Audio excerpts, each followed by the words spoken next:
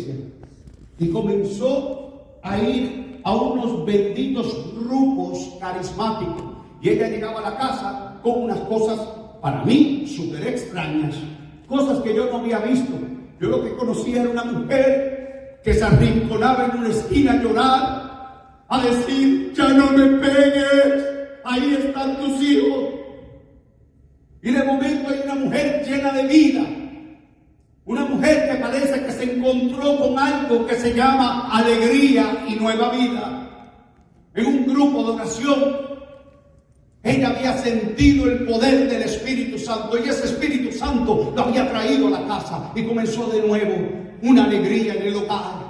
Y estaba ella cocinando su arrocito con gandules y empezaba a menearse: yo tengo un gozo en el alma, un gozo en el alma. Y yo decía: esta está bien chiflada. Yo pensaba que se había vuelto loca. De momento una alegría y un gozo que era inexplicable. Claro, la gente del mundo no comprende las cosas de Dios. El que está tan perdido no es capaz de ver la luz con claridad. Y yo no entendía nada, yo estaba hundido en mi pecado. Y de momento comienza ella a invitarme que si yo quería ir a un grupo de oración. Yo dije: no, conmigo no te metas. Eso no. Y comienza de nuevo a insistir. Y yo me acuerdo que en una de esas insistencias, yo llegué demasiado drogado a la casa. Yo había comprado una casa, tenía ya un apartamento, lo material no me faltaba, hermanos. Lo que me faltaba era conocer a Dios. Y ya yo tenía un apartamento en Jersey City, luego había comprado una casa en Newark, y la casa era grande, de muchas habitaciones, y yo me acuerdo que yo me llevé a mi mamá a vivir ahí, y a mi hermanita, que iba a entrar a la universidad. Pero yo llegaba a la hora que me daba la gana, que era mi casa, decía yo. Y llego yo un día agarrando las paredes de tan drogado que había llegado. Y mi mamá me dijo: hijo, te hice la sopita que a ti te gusta. Cómetela, que te va a hacer bien. A mí tú no me tienes que dar nada. Yo no te pedí a ti sopa ninguna. Ya no era yo, hermano. Eran las drogas que habían tomado control de mi vida. Y mi mamá me dijo: mira cómo estás. Bébete la sopa y ve a la iglesia y pídele perdón a Dios. No me hables de tu Dios.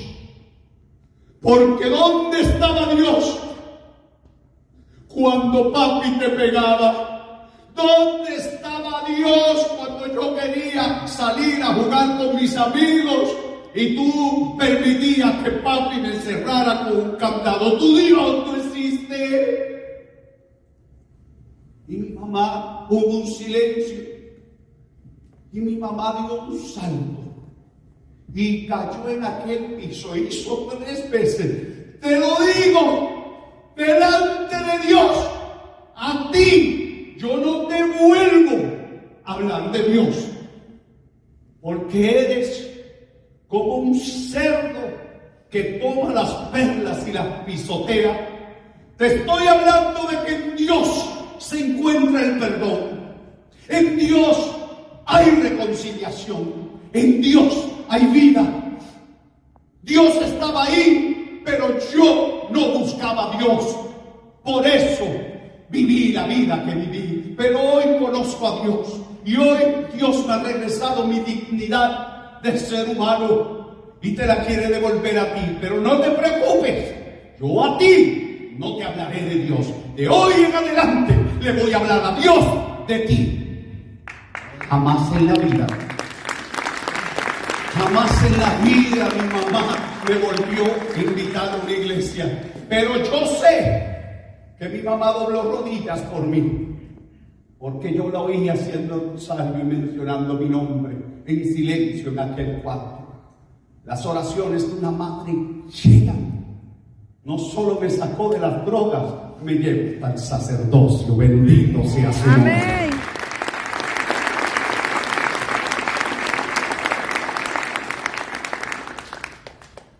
Es frecuente encontrar heridas cuando la pareja ha vivido humillaciones, infidelidad, entre otras cosas. Es frecuente encontrar gente que quiere tirar la toalla, pero sin embargo hay un camino y hay una solución, y ese se llama Jesucristo. Yo no sé cómo se encuentre tu familia, cómo han vivido ustedes o qué les tocó vivir en el hogar donde se criaron. Pero hoy yo vengo a decirles en el nombre de Jesucristo que cuando uno se vuelve a Dios, uno entiende que el amor y la misericordia de Dios es más grande que nuestro pasado. No permitamos que aquellos recuerdos de mamá, de papá, de abuelo, del tío influencen en cómo nosotros nos manejamos delante de nuestra familia. Su casa debe de ser casa de oración. Hoy yo les pregunto, ¿cuándo fue la última vez que ustedes oraron en familia? Porque en casa no se oraba. Entonces, para mí, Dios no existía. Yo sí oí hablar de Dios, pero no lo invocábamos en una mesa. En una mesa había pelea. En una mesa habían gritos e insultos. En una mesa comía mi papá solo, y cuando nos tocaba con él era un infierno. Nunca se invocaba a Dios. Mas sin embargo, hoy entiendo que la ausencia de Dios es la raíz de todos los problemas. Cuando mi mamá comenzó a hablarme a mí de Dios,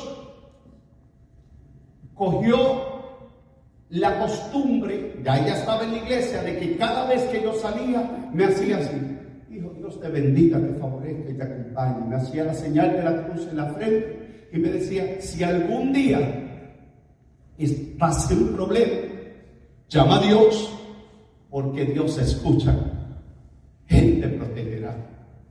No sé qué instinto es ese que Dios le da a las madres, porque esas palabras me salvaron la vida. Mi mamá se fue a cuidar a la que dio a luz 18 hijos, a mi abuela. Se fue a cuidarla porque ella tenía 103 años y caminó hasta los 103 años. Se cayó y se rompió las caderas y ya cayó en cama. Y ahí fue que mi mamá fue a cuidar y quedó yo solo en aquella casa. Y ya ella había hecho el juramento que no me iba a hablar más de Dios, que le iba a hablar a Dios de mí. Y me arrastré, hermano, como ustedes no tienen idea. Esa fue la temporada más triste de mi vida. Solo, sin que nadie velara, usaba todo tipo de droga, hasta que un día recibí una sobredosis de droga, y cuando llego al hospital, totalmente inconsciente, que no me podían revivir, me tuvieron que entubar. Y cuando me entuban, en ese momento yo escucho cuando la enfermera dice: este muchacho no es la primera vez que viene acá, quizás de esta no se salva. Le deben de quitar esos tubos y darle esa camilla a alguien que está afuera esperando. Cuando aquella enfermera dijo aquellas palabras, inmediatamente yo hice lo que mi mamá había dicho: si algún día estás en peligro, en problema, invoca a Dios. Y yo dije: el Dios de mi mamá, si tú existes, ayúdame, no deje que me maten. Me acuerdo como si fuera hoy, que alguien me empujaba desde lo más lejos, hasta que por fin aquel túnel oscuro comenzó a ver un poco de luz, hasta que pude ver la luz, abrí los ojos y pude regresar a la vida. Y hoy estoy aquí contándote que Dios existe. Hoy estoy aquí para decirte que el pasaje bíblico de Jeremías 33:3, el cual dice: clama a mí y yo te responderé, y te voy a enseñar cosas grandes y secretas que tú no conoces. Es real. Yo clamé a Dios y Dios me escuchó. Al otro día voy a una iglesia católica Y cuando voy a aquella iglesia católica a darle gracias a Dios, es la iglesia de San Miguel en Newark, New Jersey. Era la iglesia que mi mamá había frecuentado los grupos de oración. Y yo llegué a aquel grupo y me acuerdo que cuando voy a entrar, no podía entrar, hermano. Aquello es lo que llamamos una batalla espiritual. La puerta queda aquí en la iglesia de San Miguel y ahí está la congregación. Y cuando yo estaba aquí en la entrada, con ansias de entrar, yo solo quería decirle, thank you, Jesus. Porque yo sé que fue Él el que me había devuelto la vida. Que aquellas enfermeras no pudieron lograr desconectarme porque Dios escuchó mi clamor. Yo quería decirle gracias, nada más, gracias, y irme. Y cuando iba a entrar, hermano, no podía. Ustedes saben lo que es una batalla espiritual, un combate espiritual. Es cuando el diablo, los demonios que viven dentro de nosotros, no quieren salir. Y cuando dentro de ti hay una voz en el interior del ser humano que habla, esta se llama la conciencia. La conciencia significa la voz de Dios en el interior del ser humano, llamándote a volver a tu Creador. Y aquel día era el día que había hecho Dios. Y yo quería